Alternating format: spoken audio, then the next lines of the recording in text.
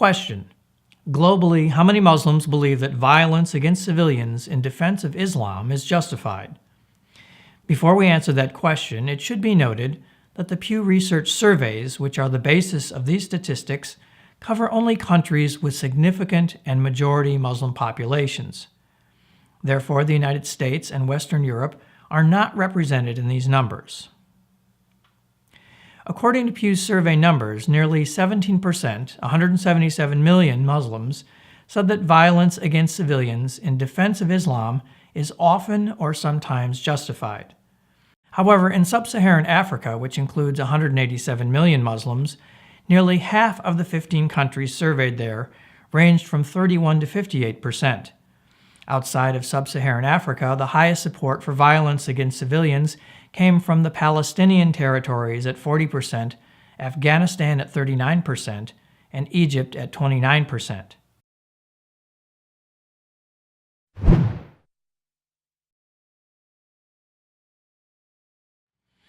What motivates Islamic terrorism?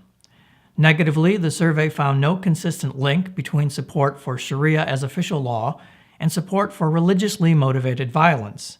Hence, religiosity is not the sole driver of terrorism. And contrary to the practice of most terrorists, there is no theological or legal justification in Islam for a consistent policy of targeting women and children. Muhammad specifically instructed his men not to kill women and children in military conflicts, and Muslim jurists have always regarded them as a protected class. However, the Surah and the Hadith also indicate that Muhammad was inclined to overlook such attacks on the part of his soldiers. In the words of one scholar, according to Islamic law, the lives of non-combatants from among the non-Muslim enemy are forfeit to begin with. A Muslim who harms them is a sinner, but no punishment is meted out to him, and he owes no compensation.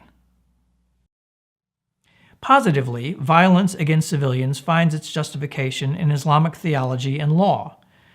In the Surah, Muhammad sanctioned the violent use of persecution against those who oppose Islam and use of the sword to spread Islam. Those who criticized or mocked Muhammad, including women, the elderly, and possibly children, were assassinated at his behest or with his approval, according to both the Surah and the Hadith. There is then a violent impulse, based on Islam's canonical sources, to propagate Islam by the sword and to defend the integrity and reputation of the religion and its prophet against insults and criticisms. Numerous terrorist threats and attacks on Western targets have been provoked by nothing more than words or pictures which some Muslims found offensive.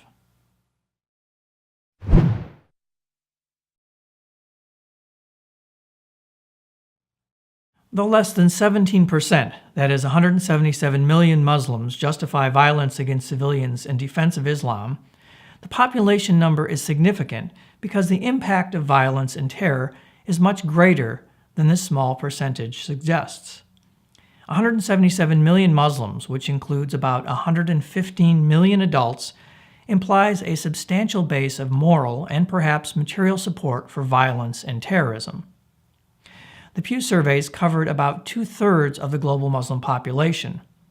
If we assume that 17% is representative of the entire global Muslim population, which is estimated to be about 1.75 billion, then the number of Muslims who justify violence against civilians rises to approximately 296 million, or about 192 million adults.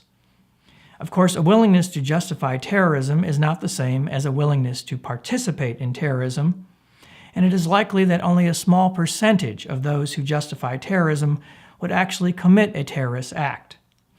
Nevertheless, if only a fraction, say 1 to 5%, of adults who affirmed the survey question are personally willing to engage in violence, the numbers still range from 1.9 million to 9.6 million adults based on the estimated global census.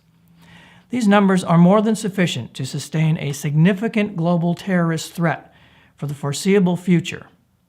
What's more, it appears that those who engage in terrorism have a very large base of support, numbering well over 100 million adult Muslims in the survey population and approaching 200 million adults globally.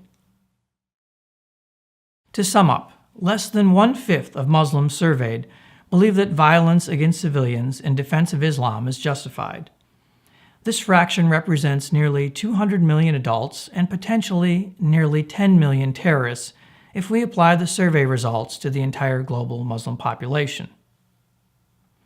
In Part 4 of this series by the Muslim Global Demographic Project, we will look at the correlation between religious devotion in the Muslim world and support for Sharia, as well as its implications for immigration to Western countries, as we again consider what 1 billion Muslims believe.